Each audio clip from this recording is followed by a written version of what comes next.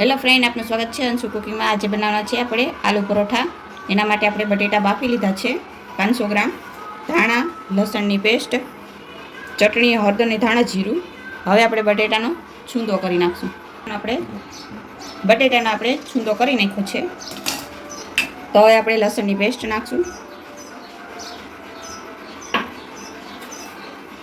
1 ચમચી આપણે ચટણી નાખશું, 1 ચમચી હળદર, 1 ચમચી આપણે ધાણા જીરું પાવડર નાખશું, 1 ચમચી આપણે મીઠું નાખશું। સ્વાદ અનુસાર વધારે ઓછું નાખી શકો તમે। ધાણા નાખશું। હવે આપણે સારી રીતે મિક્સ કરી લઈશું બધું। બટેટાનો મસાલો આપણે એકદમ તૈયાર કરી લીધો છે, તો હવે આપણે લોટ બાંધી લઈશું। આપણે સાદી રોટલી કરતા હોય એનો લોટ આપણે બાંધી લીધો છે, તો હવે આપણે આલુ પરોઠા બનાવશું। એના 2 સરખા ગોલા બનાવી લઈશું આના। હવે આના 2 રોટલી આપણે વણી લઈશું। આ રીતે આપણે સરખી રોટલી વણી લઈશું। આ રીતે 2 સરખી રોટલી આપણે કરી લઈશું। હવે આમાં આપણે મસાલો ભરી દઈશું બટેટાનો।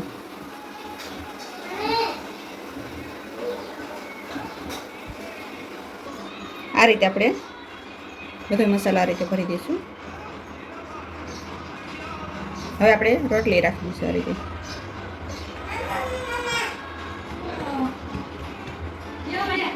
આ રીતે આપણે બધી કોર હરખી ફિટ કરી લઈશું, મસાલો બહાર ન નીકળે એટલે। હવે આપણે પરોઠો વણી લઈશું પાછો।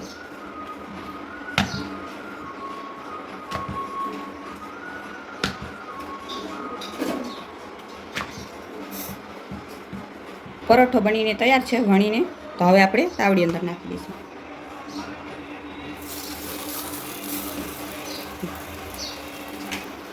આ રીતે આપણે બધા પરોઠા બનાવી લઈશું।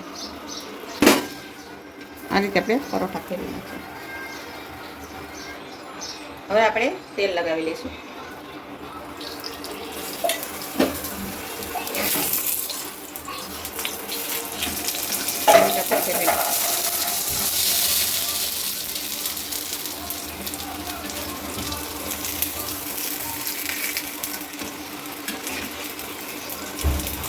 તો પરોઠો બનીને આપણો તૈયાર છે, તો હવે આપણે આની ઉતારી લઈશું।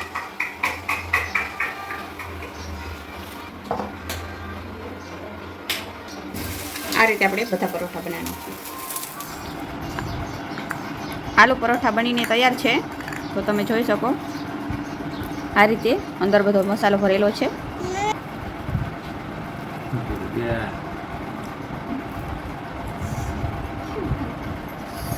આલુ પરોઠા બનીને તૈયાર છે। આવી જ રીતે અવનવી રેસીપી માટે અમારી ચેનલ અંશુ કુકિંગને લાઈક કરજો, શેર કરજો, સબસ્ક્રાઈબ કરજો। ધન્યવાદ।